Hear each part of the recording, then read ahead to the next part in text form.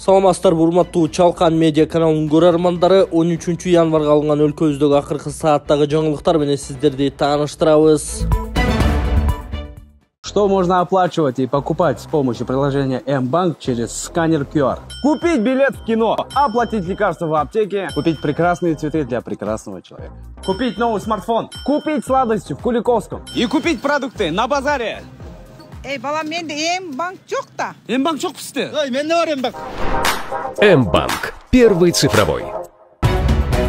Камчыбек Ташиев чек ара жаңжалында курман болгон аскерлерге арнап китеп чыгарууну тапшырды. УКМКнын башчысы Камчыбек Ташиев Баткен облусундагы сентябрь айында болгон кыргыз-тажик куралдуу кагылышында курман болгон аскерлердин элесине арнап китеп чыгарууну тапшырды. Бул тууралуу 11 январда мекеменин басма сөз кызматынан билдиришти. Ташиев бул тапшырманы 10 январда өткөн кеңешмеде берген айтылат.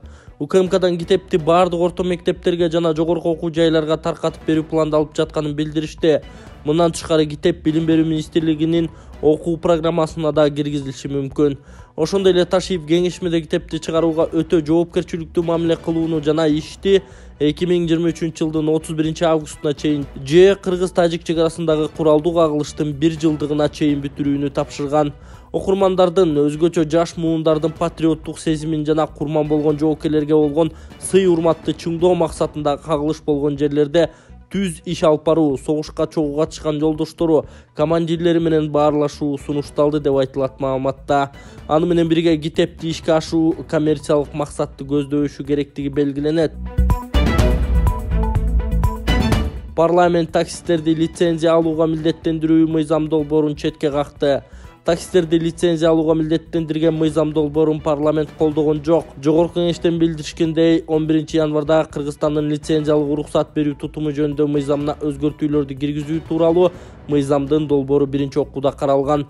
Демилгечи министрлер кабинетинин төрагасы болгон Ички иштер министринин орун басары Октябрь Урманбетов аталган мыйзам долбоору президенттин Кыргыз Республикасынын жол кыймылынын коопсуздугун камсыздоо боюнча кечиктирилген иш-чаралары жөнүндө жарлыгын аткаруу максатында иштелип чыкканын белгилеген. Талкуу маалында депутат Дастан Бекешев автомобиль транспорту жөнүндө мыйзамына ылайык оңрулдуу унаалар менен жүргүнчүлөрдү коммерциялык түрдө ташууга тыюу салуу нааразычылыктарды жаратышы мүмкүн экенин белгилеген. Ал эми эл өкүлү Марлен Маматалиев такси паркынын 50-60% оңрулдуу унаалар экенин айтып, альтернативдик варианттарды, мисалы лизинг автоунааларды берүүнү сунуштаган. Ошондой эле эл өкүлү Нуржигит Кадырбеков сунушталган өзгөртүүлөр кабыл алынса, көптөгөн айдоочулар жүргүнчүлөрдү мыйзамсыз ташууга аргасыз болоорун белгилеп, мыйзам долбоорун колдобоого чакырышкан. Добуш берүүнүн жыйынтыгында мыйзам долбоору биринчи окууда четке кагылды.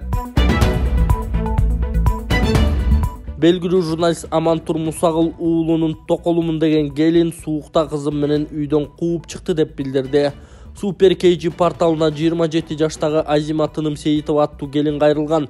Ал өзүн белгилүү журналисттин экинчи аялым деп тааныштырып, учурда кичинекей ымыркай менен көчөдө калганын айткан. Мен мурунку президент Алмазбек Атамбаевдин колунан саат алган журналист Амантур Мусагыл уулунун экинчи жубайымын. Өзүнүн мыйзамдуу жубайы дагы бар. А мен болсо кичинекей кызым менен көчөдө калдым. Азыр барганга жерим жок калып сиздерге кайрылууга аргасыз болдум. Ал адам мен кош бойлуу кезимде аял менен келип экинчи аял бол деп айткан. Ата-энелер сүйлөшүп, экинчи аял болсун, экөөнү бирдей карасын дешкен. Бирок кайненем мага тынчтык берген жок, айткан сөздөрүн таанды. 2 жылдан бери үйдөн чыгарууга аракет кылып асылып келген. 8 январда ушундай окуя болуп кетти, деди Азима Тыным Сейитова Супер Кейджи порталына.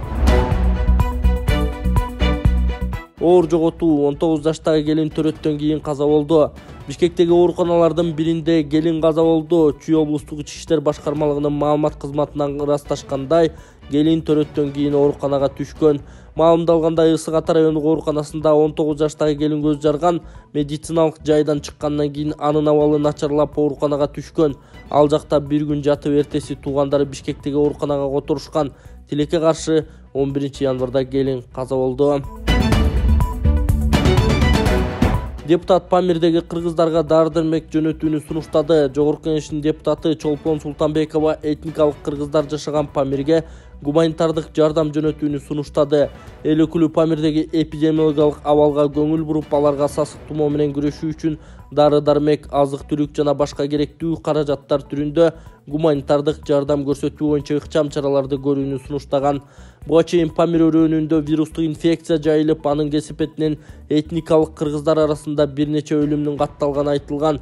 Тышкы иштер министрлиги маалымат текшерүүгө алынганын билдирген.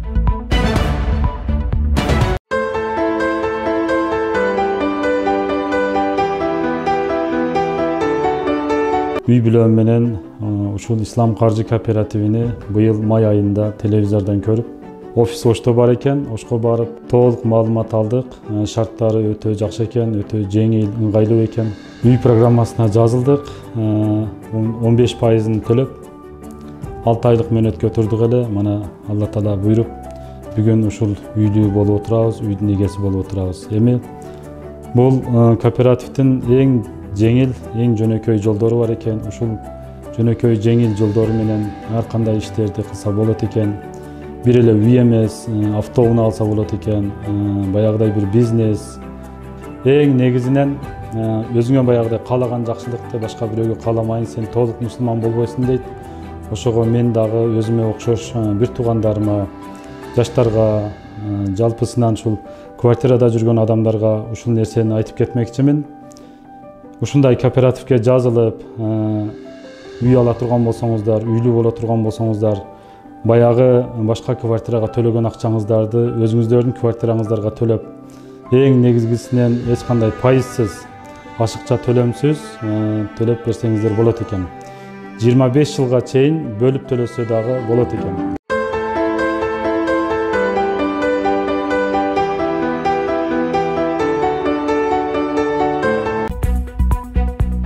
Каттамдын графигин сактабаган коомдук транспорттун айдоочуларына чара көрүлдү. Бишкек шаардык мэриясы калаадагы коомдук транспорттун ишин текшерүүгө алып бир катар эреже бузууларды аныктады.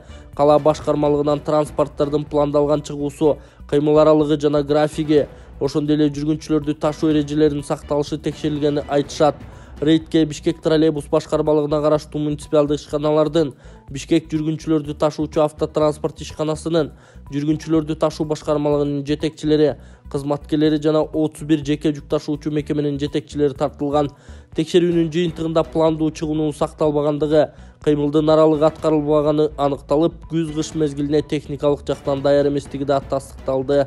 Тартип бузган айдоочуларга башкармалык тарабынан дисциплинардык чаралар көрүлүп, мыйзам бузууларды тез арада жоюу боюнча фирмаларга тиешелүү эскертүүлөр берилди. Ошондой эле жетекчилер кыймылдуу составдын техникалык абалын жана айдоочулардын иш тартибин такай текшерип туруу тапшырылды. Мындай текшерүүлөр суук мезгилде тез жүргүзүлүп турарын кошумчалашты мэриядан.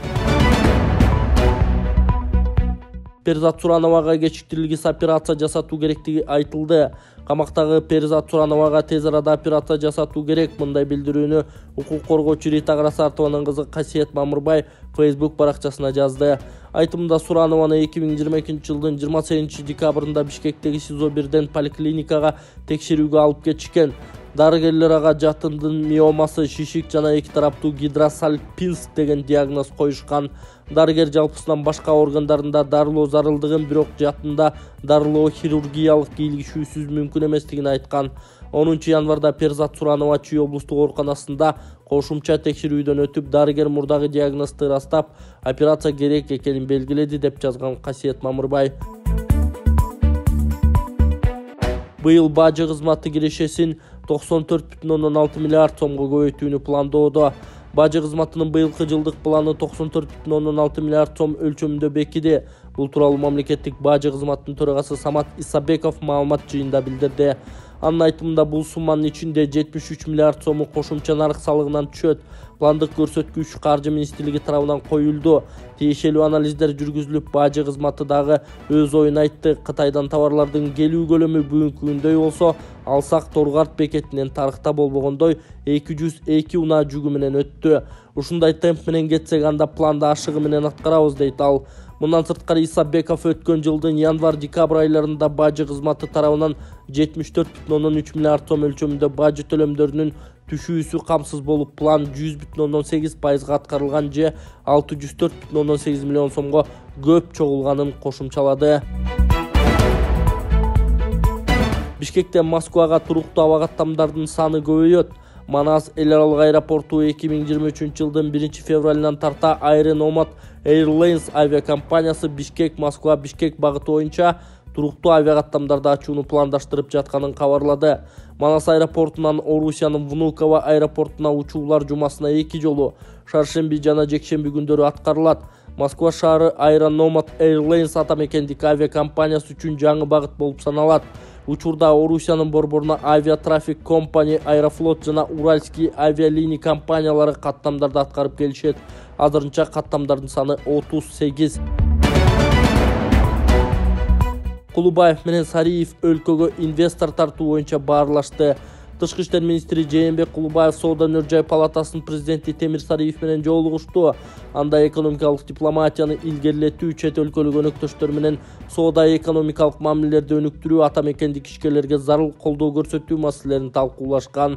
Ошондой эле кызматташуунун приоритеттүү багыттарын белгилешкен. Өлкөнүн товар жүгүртүүсүн көбөйтүү, чет өлкөлөрдө атамекендик соода үйлөрүн ачуу, приоритеттүү тармактарга чет элдик инвесторлорду тартуу, ички жана тышкы бизнес миссияларды уюштуруу боюнча толук пикир алмашуу болуп өткөн. Тараптар эки мекеменин ортосунда ушул форматта үзгүлтүксүз жолугушууларды жана кеңешмелерди өткөрүп турууну макулдашкан. Чек талап кылып белек утуп ал лотереясы уланат. Мамлекеттик салык кызматы чек талап кылып байге утуп ал кызыктыруучу лотереясын 2023 жылы улантат. Бул тууралуу аталган мекеменин басма сөз катчысы Маралга билдирген. Маалыматка ылайык лотереяны улантуу чечими анын оң натыйжа бергендигине байланыштуу кабыл алынды. Жарандар кассалык чектерди активдүү талап кылып, ал эми ишкерлер контролдук кассалык машиналарды көбүрөөк колдоно башташты.